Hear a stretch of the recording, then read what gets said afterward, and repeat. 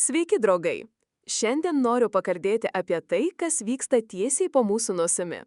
Mes matome, kaip visoje šalyje montuojami taip vadinami drakono dantis. Bet kodėl? Svarbiausia, kam tai naudinga? Daugelis jau seniai suprato, kad šios konstrukcijas yra neveiksmingos šiuolaikinėse karo sąlygose. Tai labiau panašu į gynybos imitaciją, nei į realią gynybą. Atlikome nedidelį tyrimą. Pirkimų platformoje buvo rasta dalis susijusi su šių konstrukcijų gamyba. Nugalėjo įmonių grupę direktorius Matrinas Knizelis.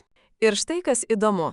Tarp jo draugų Žilvinas Mikelionis, inžinerinių projektų vadovas Krašto apsaugos ministerijoje. Sutapimas? Abejoti. Viskas yra ant paviršiaus – ryšiai, interesai, pinigai. O mes, mokesčių mokėtojai, apmokame šią parodą. Mes seniai susitaikėme su tuo, kad korupcija tai sistemos dalis. Laikas nustoti tylėti. Metas užduoti klausimus.